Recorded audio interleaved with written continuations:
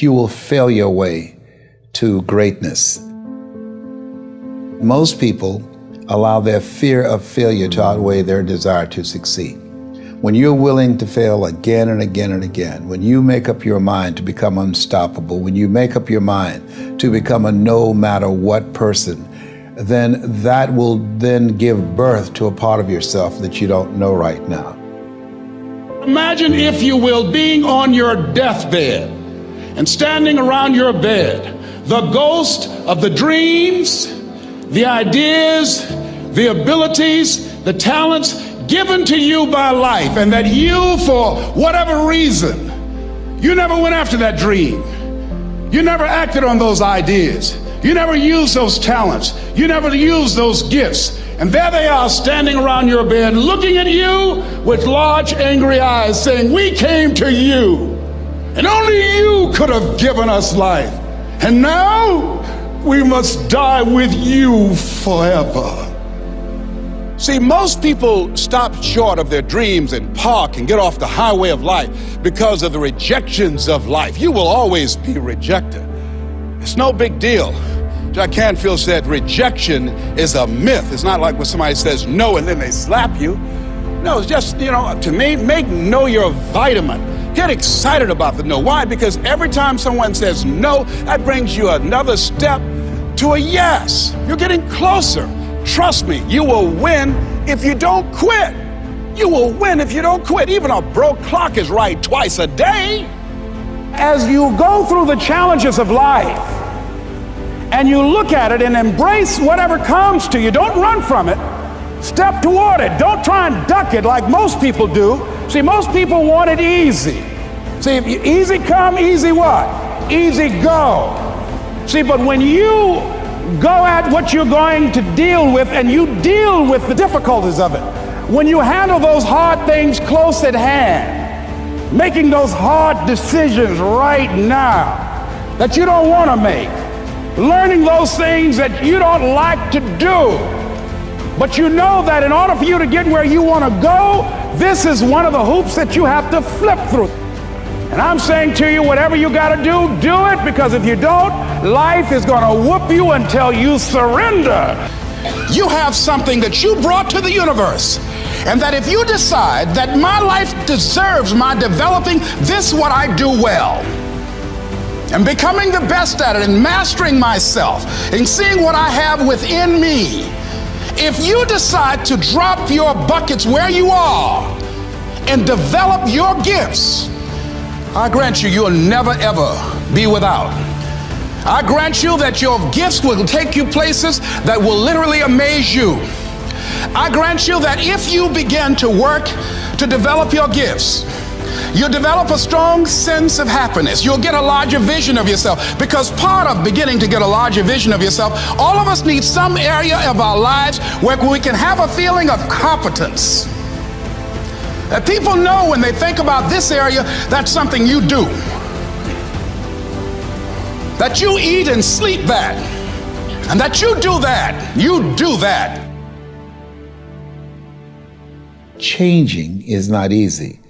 That changing your life, changing habits, reinventing yourself, picking yourself up after life has knocked you flat on your back. I've got to say, when life knocked you down, try and land on your back, because if you can look up, you could get up. Well, that sounds cute, but that's not easy. When I was diagnosed with prostate cancer 17 years ago, that first time that happened, I said, hey, I can handle this. Then when it came back a year later, last year, 17 years later, and this time it metastasized to 7 areas of my body and ate 40% of my T1 vertebrae.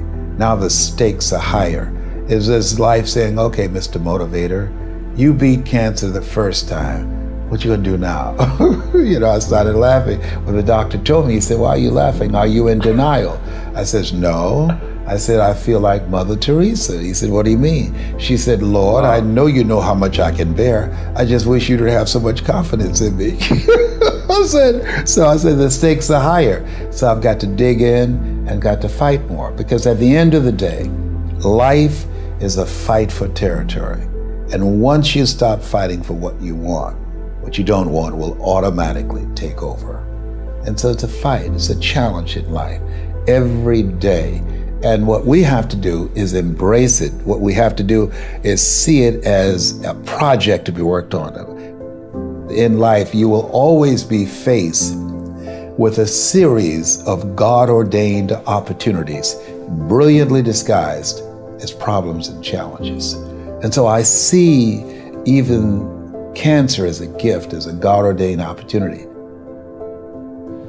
If you died today, what dreams, what ideas, what talents, what books, what music, what leadership, what voice will die with you? There are a lot of people who are biting their fingers in fear that they might lose their jobs. But there are few people who have decided within themselves, I'm going to make it. Some people aren't waiting to be cut. Some people are moving on their own because they feel within themselves, I've got what it takes to make it. They're not afraid about tomorrow because of how they see themselves, because of what they feel that they deserve, because of what they feel that they can create for themselves. Because these people have decided, as they look at the future, as they look at themselves, there's a way. Where there's a will, there's a way for me to begin to create a way out of no way. And when you have that kind of consciousness, when you have that kind of spirit, nothing can stop you. Nothing.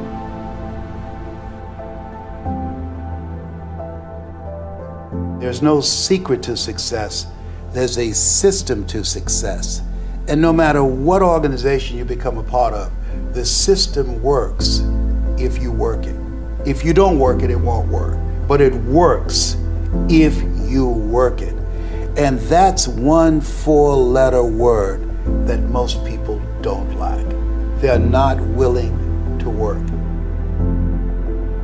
There are winners, and there are losers, and there are people who have not discovered how to win. And all they need is some coaching. All they need is some help and assistance, just a little support. All they need is some insight or a different strategy, a plan of action to make some adjustments that will open up the key to a whole new future for them, that will give them access to the unlimited power that they have within themselves. That's all that they need. So what I want you to do is think about something you want for you, that's real for you, that's important for you, that will give your life some special meaning and power. And I don't even want you to say, I can do that. I don't want you to assume that. See, 5 years ago when I started out in this area, I would not have been able to make the mental leap that I would be up to where I am right now. I don't want you to begin to just psych yourself out. No. I want you to be able to say something to yourself that will enable you to maintain a level of integrity with yourself. That when you say this, even when you face tremendous setbacks, it will be a benchmark to keep you in the game, to keep you moving forward and experimenting and readjusting your strategy and your plan of action, continuously looking for ways to win. I think we have to reflect on, who am I? Why am I here? What drives me? If I died today, what 3 words would I want said about me if I died today? You know, what is it that defines me? You know, and how do I define myself? So I went to the next mode necessary to start talking to people and seeking and asking for what I wanted and leveraging relationships and trying to find out, how do the people do it that went ahead of me? How do they do it? And then what is it I need to do? How is it I need to train myself, to develop myself? What's the resources that will be required in order to make it happen? And as I start seeking out and asking questions, I started running into people who said, I know someone who can help you do that. And they helped me get connected with those people. Remember, we have so much energy that can take us so far. It's necessary that you hook up with some other energy that can take you to the next level. I hooked up with them. They said, let's go. I said, away we go.